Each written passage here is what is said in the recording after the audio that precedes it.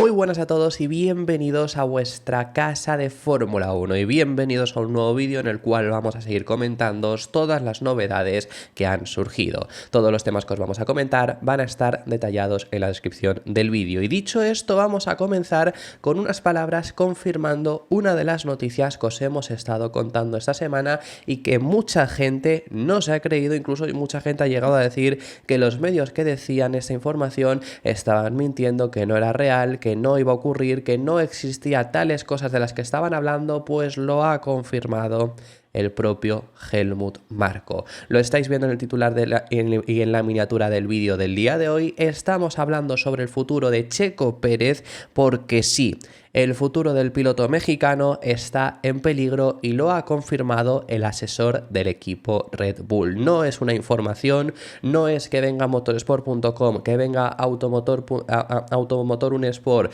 que venga Autosport, que venga cualquier medio, me es indiferente, el que queráis y el que no os creáis. No es que lo esté diciendo ningún medio de estos, lo está diciendo el asesor del equipo Red Bull, que sabemos todo lo que ha ocurrido también dentro del equipo Red Bull y que quiso Horner echarle, pero mientras esté ahí, desde luego que tiene muchísima información y obviamente sabe esto. Y estas son unas palabras que ha publicado Fox Sports México, donde confirma lo primero, que Checo Pérez no está rindiendo al nivel esperado y habla de cuándo tomarán una decisión sobre lo que van a hacer con su piloto. Tenemos una situación en la que nuestro segundo piloto no está rindiendo como debería. Por eso evaluaremos lo que vamos a hacer en las vacaciones de verano, que esto es algo que se ha hablado, el hecho de que en esas vacaciones de verano es cuando podría haber una decisión sobre el futuro del mexicano. Y efectivamente Helmut Marko ha confirmado que hay cláusulas de rendimiento. Esto que tanta gente se ha negado a creerse, esto que tanta gente incluso ha afirmado que no hay cláusulas de rendimiento, ahora os especifico más sobre ellas, pero efectivamente es el propio asesor del equipo Red Bull, una persona que además ha estado en los desarrollos de los contratos. Helmut Marko suele estar en ese desarrollo de los contratos. Recordad que, por ejemplo, hay una cláusula en el propio contrato de Verstappen que si a Marko no sigue en Red Bull se puede marchar libremente de Red Bull, puesta por Marko, que Horner ni siquiera sabía. O sea, ese es el nivel que tiene Helmut Marko también del hecho de estar en ese desarrollo de los contratos. Y por supuesto confirma que hay cláusulas de rendimiento en el contrato del mexicano. Todos los contratos de Fórmula 1 tienen cláusulas de salida, la mayoría de ellas relacionadas con el rendimiento. Haremos una evaluación durante las vacaciones de verano y luego tomaremos una decisión. Que la cláusula de rendimiento que se ha estado hablando de Checo Pérez, a la cual podría acogerse Red Bull en este verano, es la de estar a más de 100 puntos de diferencia en el parón veraniego de Max Verstappen. ¿Por qué digo esto? Bueno, pues porque hay distintas cláusulas y seguramente habría muchas cláusulas que si tampoco hubiera cumplido Checo en este verano se le podría echar. Luego hay distintas cláusulas para en sí cuando termina la temporada. Hay muchas cláusulas en todos los contratos de Fórmula 1, pero repito, en todos los contratos de Fórmula 1, que esto... Un argumento que había mucha gente, no, ¿cómo va a aceptar Checo esto que le han hecho firmar? Pues es que están en todos los contratos, que Verstappen tendrá, si no la misma cláusula, algunas muy similares. La cosa es que hay que cumplir esas cláusulas de rendimiento. Y normalmente se cumplen, obviamente. Logan Sargeant tendrá cláusulas de rendimiento también, por ejemplo. Todos los pilotos, Fernando Alonso tiene cláusulas de rendimiento, todos los pilotos tienen ese tipo de cláusulas, al igual que, aquí añado, los equipos tienen cláusulas. Al igual que Checo Pérez acepta vale, si yo estoy a más de 100 puntos de diferencia de Max Verstappen en el parón veraniego, me podéis echar si queréis, que esto es otra cosa que hay gente que no está entendiendo, ahora la comento. Al igual que esto, pues si yo he firmado un contrato de 2 años, 25 y 26, si en el 26 no sois competitivos, yo me puedo ir a mitad de temporada si quiero y encuentro otro hueco. Eso lo puede firmar Checo Pérez, lo puede exigir y puede que esté en su contrato. Me lo estoy inventando, pero que los equipos también tienen esas cláusulas. Hay un ejemplo muy claro de que el año pasado se habló bastante, que es de Lando Norris con McLaren. Le hubiera salido muy mal si se hubiera cogido esa cláusula, pero bueno, era una cláusula para final de temporada. Pero a principios de año, cuando McLaren estaba mal, se hablaba de que Norris estaba amenazando con irse de McLaren si no mejoraban, porque había una cláusula que recogía que si no quedaban quintos en el Mundial de Constructores, o mejor por supuesto, pero quintos como poco, se podía ir Norris teniendo contrato. Eso pasó, por ejemplo, eso se habló también, eso hay vídeos en el canal donde lo comentamos antes de que McLaren diera la mejora. Entonces, los equipos también tienen ese tipo de cláusulas y esto está en todos los equipos y en todos los trabajos. Quiero decir, si no rindes en tu trabajo, tu trabajo, tu jefe te puede acabar echando. Pues es lo mismo en este caso en el equipo Red Bull.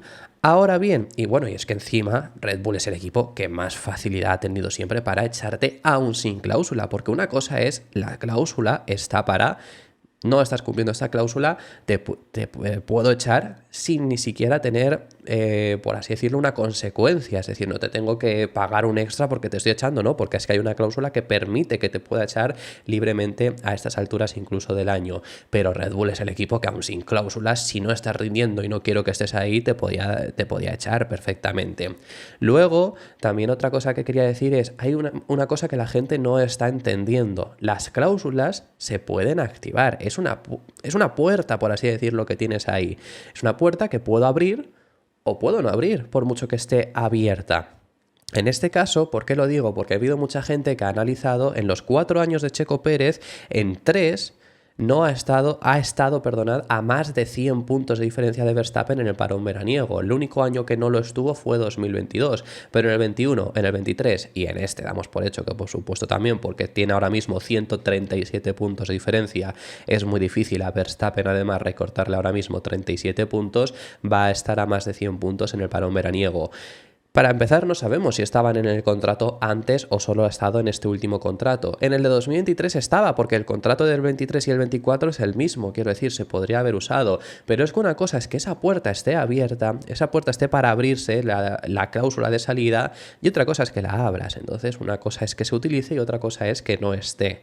Y por supuesto, ya contando, no tiene por qué ser a lo mejor esa que se ha sonado en los medios, pero hay cláusulas de rendimiento, las cuales ya está intuyéndose Red Bull que no está cumpliendo Checo Pérez, así que podría peligrar. Veremos qué es lo que ocurre. Yo espero que no pase, yo espero que a Checo Pérez no lo echen, pero os estamos contando lo que está ocurriendo y os estamos contando de los medios más veraces que encima al final lo ha acabado confirmando el propio Helmut Marko. Repito, estas palabras las ha recogido Fox Sports México. Dicho esto, también ha hablado, ya finalizamos, Helmut Marko sobre los posibles sustitutos que podría tener Checo Pérez dentro del equipo Red Bull. Los candidatos, que sobre todo los medios han puesto a Ricciardo como el favorito. En este caso, Helmut Marko no habla sobre Ricciardo, sino que llega a mencionar a Tsunoda y a Liam Lawson. Sobre todo al final lo que dice es que no están buscando un nuevo Verstappen porque saben que un nuevo Verstappen no lo van a encontrar, pero un piloto que rinda bien. No estoy buscando un nuevo Verstappen porque Max es único y será difícil que alguien pueda ser su compañero de equipo.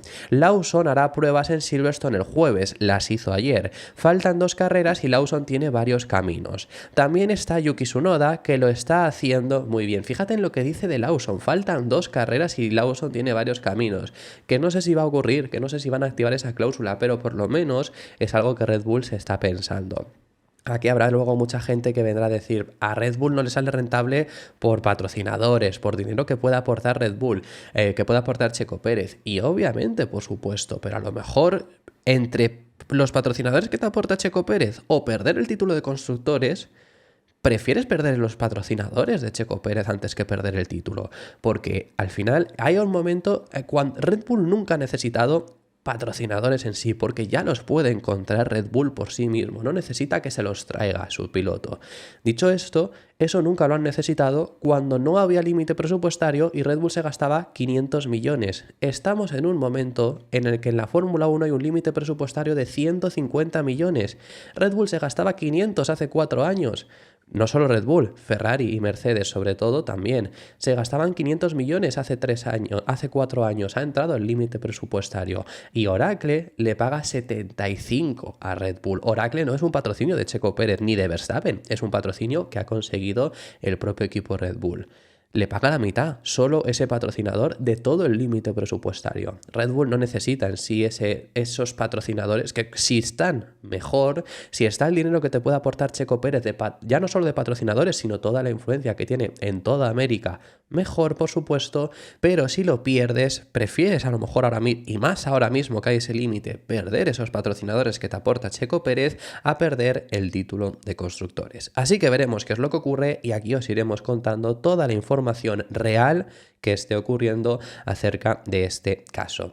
Dicho lo cual, vamos a pasar al siguiente de los temas. Vamos a hablar en este final del vídeo al respecto sobre rendimientos de los monoplazas, tanto positivos como negativos, y vamos a hablar de un análisis que ha hecho el medio Automotor Unesport sobre Aston Martin, además de daros una noticia también interesante, pero sobre todo el análisis que comentaban al principio es que la tendencia positiva que tuvieron en Silverstone debería continuar con las próximas mejoras que va a introducir el equipo en Hungría, que ya hemos hablado sobre esas mejoras y ya hemos hablado de la tendencia positiva, que es lo que llevaron en Silverstone, y lo positivo que fue, sobre todo siendo en Silverstone la introducción de un alerón delantero nuevo flexible, que repito, lo hemos comentado en muchas ocasiones, el alerón delantero flexible, no por introducirlo vas a pasar de ser el último a estar peleando por el título.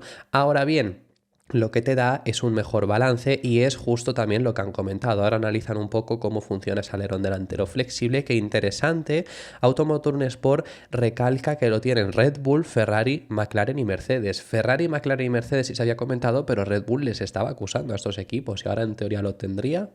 Bueno, es lo que ha comentado Automotor Unesport, pero lo que comentan es eso, ¿no? Que esa tendencia positiva que ha tenido Aston Martin en Silverstone, comentan, les informan desde el equipo de Silverstone que debería de seguir en Hungría, porque Silverstone solo fue un paso intermedio en el vamos a llevar ya esto que se ha llevado nuevo, a ver si de verdad lo que llevamos en Hungría es el camino correcto.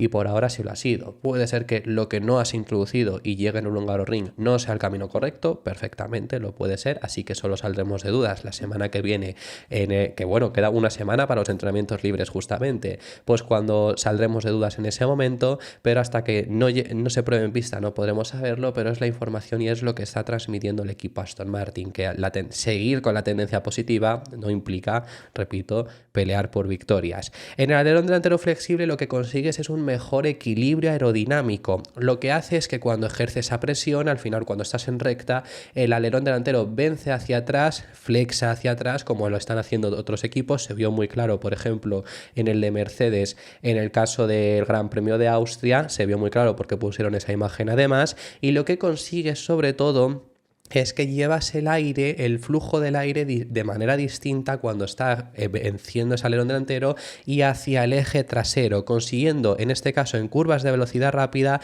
mejorar el equilibrio, y mejoras el equilibrio en tanto en curvas rápidas como en curvas de velocidad baja, que al final, sin ese alerón delantero flexible, hay un tipo de curvas que se te atragantan normalmente, luego los mejores coches no tanto, ¿no? Pero al final, en el caso de Aston Martin, lo que le estaba pasando es que un tipo de curva se le atragantaba. En circuitos en los que hubiera tanto curvas rápidas como curvas lentas te perjudicaban, y es algo que gracias a este alerón delantero flexible no lo vas a tener ese punto débil. Y además, añadiendo información que ha comentado el medio Automotor Unesport, y por lo que Aston Martin también son positivos en lo que va a llegar para Hungría, Aston Martin utilizó un suelo antiguo en Silverstone. El objetivo que tenían con este suelo antiguo, que creo yo que el suelo antiguo estamos hablando de antes de Imola, se refieren, ahora os explico por qué, pero con este suelo antiguo que han utilizado, el objetivo que tenían era una mejora del equilibrio. No solo llevaron ese nuevo alerón delantero flexible que les ha hecho mejorar en ese sentido, sino este suelo. ¿Por qué digo que tiene que ser el de antes de Imola? Porque en Imola es el último suelo que ha introducido Aston Martin, entonces mi sensación es que es el de Japón, que en Japón también hubo una modificación y desde entonces luego ya con lo de Imola ha ido fallando, y por eso se ha llevado el de Japón, que realmente también ha sido uno de los motivos por los que han conseguido mejorar el equilibrio. ¿Por qué lo han decidido llevar el antiguo? Bueno, pues es el mismo ejemplo que, por ejemplo, Ferrari, y no solo Ferrari, según informan también, y ahora os comentamos, ampliamos esta información, RB también utilizó un suelo antiguo en Silverstone, porque en este caso Aston Martin también tuvo un ligero porpoising, un ligero rebote en el Gran Premio de Austria, no tan pronunciado como el que está teniendo Ferrari, pero claro, aún así Ferrari también están siendo más rápidos, por eso es por lo que están teniendo más rebote, pero en el caso de Aston Martin también tuvieron un ligero rebote, se dieron cuenta, decidieron utilizar el antiguo y les ha dado un mejor equilibrio en todas las facetas junto al nuevo alerón delantero, así que por este motivo, por ese cambio positivo que también se han dado cuenta del suelo, de vale, es mejor este que el anterior, es por lo que son positivos para Hungría, porque habrían encontrado el camino, lo que han estado insistiendo bastante, pues sí que al final es que lo que vimos en Silverstone la semana pasada te hace pensar que sí que es verdad que han encontrado los problemas, que los han entendido y que han encontrado la solución, lo que nos han comentado desde España, porque Silverstone sí que fue una buena prueba de con lo que tengo, con lo que puedo tener el mejor rendimiento posible, y sí que pudo ser. Ahora falta introducir esas mejoras, que el objetivo que tienen es mejorar el rendimiento y a ver si de verdad son efectivas. Así que veremos qué es lo que ocurre en el caso del equipo Aston Martin, que esta era la información que os queríamos contar, pero os añadimos lo que os hemos mencionado ligeramente con el caso de RB, hablando acerca de suelos que se ha utilizado el antiguo. RB también lo hizo en este caso, pero en el caso de RB han decidido mantener ese suelo antiguo. ¿Por qué digo esto? Bueno, pues porque Aston Martin en teoría en Hungría debería de evolucionar el suelo. En el caso de RB han decidido volver para atrás completamente, que esto es un problema bastante grande que tienen ahora mismo, que también lo ha presentado por ejemplo Aston Martin o incluso Ferrari en este sentido, ahora que están teniendo este problema de rebote. En el caso de RB ese rebote ha empezado a aparecer a partir de España, que es cuando llevaron estas novedades. En España RB llevó un paquete muy grande con el que tenía unas expectativas muy altas. Ricciardo o incluso desde el equipo en sí hablaban de pelearle a Aston Martin, y encima están en una peor posición generalmente que lo está estando Aston Martin. Esto sobre todo porque ese nuevo paquete no ha estado funcionando, sobre todo ese suelo que les ha generado el rebote, y han decidido volver para atrás, han dado un paso atrás en todas las mejoras que llevaron a España, que claro, esto es un problema porque vas atrasado ahora a los rivales. Los rivales han seguido trayendo mejoras y por ahora han funcionado, mientras que tú, cuando desarrollabas estas mejoras y en lo que lo has introducido y encima en lo que pensabas seguir evolucionando este coche actual, todo eso lo has perdido porque te has dado cuenta de que no estaba siendo efectivo. Seguramente entre 2 y 3 meses se puede llegar a perder por culpa de esto, porque lo que llevaron en España llevaba tiempo de desarrollo, pero además seguiste desarrollando ese coche pensando en que ibas a evolucionar a partir de aquí. Esto es por lo que hay equipos que luego toman la decisión de no volver para atrás, de no hacer cambios, sino seguir para adelante y tratar de solucionarlos, que puede ser bueno, que puede ser negativo, no volver para atrás, tanto positivo como negativo, depende de cómo lo mires, pero hay algo desde luego negativo, y es que has perdido mucho tiempo mientras que tus rivales han mejorado. Fíjate, Haas, por ejemplo, RB estaba por delante de Haas, pero Haas ha introducido unas mejoras que sí han funcionado y ellos van a seguir para adelante desde aquí, mientras que RB está volviendo a hace meses, al desarrollo de hace meses, porque ese ha fallado. Así que es por eso por lo que os digo.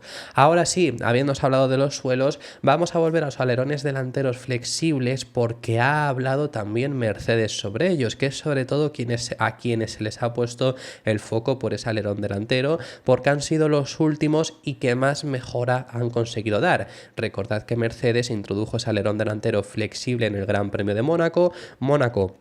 No cambió mucho el rendimiento, esto he insistido mucho en decíroslo porque recordad que Russell lo llevaba y Hamilton no, y no estuvieron muy diferentes entre ambos. Ahora bien, a partir de Canadá fue donde de verdad sí que consiguieron mejorar, con un propio Gran Premio de Canadá donde Russell hizo la pole.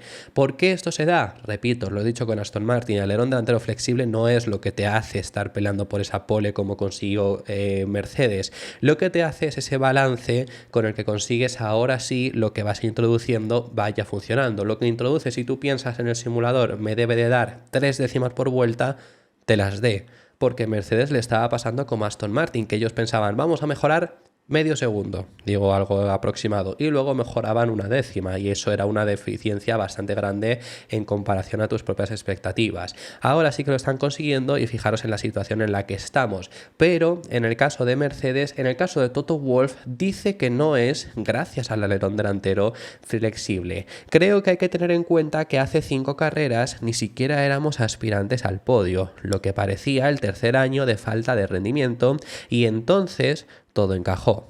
De repente todo lo que tenía sentido y la dirección de desarrollo es la correcta. Lo estamos poniendo en el coche y se traduce en el tiempo por vuelta, y ese no fue el caso de los últimos 2 años. Hubo un momento en el que de repente los datos tenían sentido y la diferencia, principalmente la forma en que equilibramos el coche y cómo podíamos llevar el coche a un punto dulce, eso fue lo principal. No fue un alerón delantero milagroso, fue más el equilibrio que logramos, pero pero fue el equilibrio que se logró por ese alerón, es lo que os estoy explicando, por mucho que quiera desviar la atención. Tampoco entiendo que quieras desviar la atención sabiéndose ese alerón que tienen y que la FIA no se lo va a prohibir en este caso. Quiero decir, por ejemplo, Aston Martin nunca confesó que tuvo un alerón delantero flexible a principios del año pasado, pero lo tuvo, se veía bastante claro, de repente de una carrera para otra lo quitaron y fue cuando empezó a ir peor el rendimiento porque empeoró el balance, no era otra cosa, no era el hecho del alerón delantero flexible, no es lo que les dio la mejora a Aston Martin para ser el segundo coche, pero les dio un balance que cuando se los quitaron, perdieron ese balance y han estado perdidos desde entonces. Ahora que, pero en ese momento, como era algo ilegal, pues Aston Martin no lo iba a decir. Ahora que realmente no se lo van a quitar, yo personalmente no entiendo mucho tampoco el hecho de desviar la atención. Y por cierto, y ya lo último, hablar acerca de alerones delanteros flexibles, un comentario que también he visto bastante constantemente del hecho de porque hay gente que obviamente entiendo que no ha estado atenta a todo lo que ha pasado con Mercedes, además recientemente, que ha sido cuando ya se ha puesto el foco y cuando el resto lo han ido trayendo. Ha habido mucha gente que ha preguntado, pero las normas no cambiaron además el año pasado y fue por lo que se le prohibió a Aston Martin. Y no, a Aston Martin se le prohibió a secas, pero además, como se dieron cuenta de que había algunos equipos que estaban consiguiendo tener una mayor flexibilidad, una flexibilidad superior a lo normal, pasando las pruebas, se endurecieron las pruebas. ¿A qué nos referimos con esto? Las pruebas para los alerones, para la flexibilidad de los alerones, se tienen que hacer en parado porque no se pueden hacer en carrera, porque no puede haber un tío a 300 km por hora midiendo cómo flexa ese alerón. Entonces eso hay que hacerlo en parado, y en parado no puede flexar nada, con toda la potencia que tenga la FIA, por así decirlo, para poder intentar que eso flexe, no puede flexar nada. Si eso lo cumple, adelante, luego puede flexar en carrera lo que flexe porque todos flexan, más, menos, pero todos lo hacen porque es inevitable. Ahora bien, el punto estaba en que Aston Martin flexaba más de lo permitido pasando las pruebas. Entonces el año pasado se endurecieron y este año estamos con esas pruebas más duras donde los equipos aún así han conseguido superarlas teniendo luego una flexibilidad mayor, pero ahora nos ha decidido prohibir. Pues como nos ha decidido prohibir, todos juegan con las mismas cartas y Aston Martin también lo ha introducido, así que simplemente quería recalcar esta diferencia. Dicho esto, para finalizar este vídeo, vamos a hablar acerca de la mejora invisible de McLaren en el último fin de semana. ¿Por qué hablo de una mejora invisible? Es lo último que vamos a comentaros. Bueno, pues porque hubo una novedad en el McLaren el pasado fin de semana en Silverstone que ellos no han contado, además, se ha podido saber a posteriori, pero que es que además no se pudo ver el beneficio por culpa de varios motivos. Estamos hablando de el DRS, y es que McLaren fue uno de los equipos que solo llevó mejoras de circuito al Gran Premio de Silverstone. Junto a ellos, por ejemplo, también estuvo Mercedes. Cambiaron algunos componentes donde sobre todo eran los alerones lo que había ido cambiando para adaptarte a las cargas necesarias que tiene el circuito de Silverstone. Eso es algo normal, ¿no? Pero no lo especificaron ni siquiera tampoco en el documento de la FIA, porque ellos ya habían puesto novedades en alerón trasero y habían puesto circuito específico, así que ahí ya estaba, pero había un cambio en el flap móvil del alerón trasero, es decir, en el DRS, ¿no? En el flap que se mueve para poder activar el DRS. Este ha sido revisado y modificado, siendo específico para Silverstone, además, porque bajaron la carga aerodinámica del alerón trasero con el objetivo de reducir la resistencia y poder tener una mejor velocidad no solo en recta, sino también en el paso por curvas rápidas. Por eso se podía poner que era circuit specific, pero había una modificación que se mantiene, que no es que solo vaya a estar en Silverstone, con el objetivo de mejorar el efecto DRS para estar más cerca del beneficio que tiene Red Bull. Desde el año pasado sabemos que Red Bull es el equipo que mayor eficiencia tiene de DRS. No implica tampoco, porque no lo están siendo ya este año, el año pasado sí lo eran siempre también, pero no implica que sean el equipo que más velocidad gana abriendo el DRS, pero es el equipo que siempre está ahí. Quiero decir, porque hay equipos, dependiendo de la carga que tú tengas aerodinámica, ganas más o ganas menos abriendo el DRS. Red Bull en este caso es el que mejor efecto tiene, porque tengan más o tengan menos carga aerodinámica, siempre ganan una barbaridad abriendo el DRS. Esto es algo que, por ejemplo, Aston Martin, cuando fue el segundo equipo, trató de mitigar, lo han hecho bastante bien, bien, aunque han perdido ventaja en otros puntos, ¿no? Y McLaren ahora también se está centrando en conseguir acercarse en este efecto DRS que tiene Red Bull en su caso. Sin embargo, en Silverstone llevaron este nuevo DRS para intentar acercarse en ese beneficio de que tiene Red Bull, pero no pudieron mostrarlo ni siquiera probar si de verdad lo han conseguido por dos motivos. El primero es en sí porque no lo han logrado optimizar, están reportando. Es decir, era la primera carrera que lo llevaban, ha habido varias complicaciones, que es el segundo motivo que ahora os comentamos, pero ha habido varios problemas, era la primera carrera que se llevaba. Al final todo esto ha provocado en el hecho de no se ha podido optimizar del todo, es algo normal, por supuesto que puede llegar a ocurrir, y el objetivo de McLaren ahora ya es optimizarlo para Bélgica, que es cuando más efecto va a tener, porque en Hungría la verdad que solo habiendo una zona de DRS te es un poco indiferente, pero quieren optimizarlo por supuesto para ello, porque todavía no lo han hecho. Y el segundo motivo, y que también ha provocado que no se pudiese llegar a optimizar del todo, tiene que ver con la lluvia, y es que habiendo sesiones de libres bajo lluvia, momentos en los que no estaba lloviendo quizá, pero ya no había activado el DRS libres 3, que fueron completamente bajo el agua. Clasificación sí que se hace mojado, en seco, pero salvo un breve momento, pero ya no tenías el DRS optimizado y ya te daba igual. Y encima en carrera todos los adelantamientos de McLaren fue en lluvia, menos el de Norris a Verstappen, pero bueno, el de Norris a Verstappen se hizo con DRS y ya está, pero Verstappen no tenía DRS, ahí no hay diferencia, no puedes comprobar si estás teniendo un beneficio igual o no. Entonces todo esto ha provocado en el hecho de no han llegado a ver si han conseguido el beneficio que querían siquiera, pero seguirán trabajando para ello, y el objetivo que ahora está persiguiendo McLaren es acercarse también en ese sentido, que por ejemplo a una vuelta Red Bull está consiguiendo generalmente también estar muy arriba hasta en los circuitos que peor les está yendo gracias al DRS, y luego al final gracias a eso pues luego en carrera pueden pelear. Cree McLaren que si tuvieran ese mismo efecto podrían estar constantemente por delante suya en clasificación, y eso facilitaría las cosas. A ver qué es lo que hace McLaren con este sentido, con este desarrollo del efecto DRS, si consiguen igualarlo y estar en mejor posición. Y esto ha sido todo por este vídeo. Muchísimas gracias por haber llegado hasta el final del mismo. Dejadme en los comentarios vuestras impresiones sobre todos los temas que hemos estado hablando, que hemos hablado de muchísimos temas y me encantaría saber vuestra opinión. Si os ha gustado, dejad vuestro me gusta, suscribiros, y os recuerdo que tenemos activa la opción de miembros. Nos vemos en el siguiente.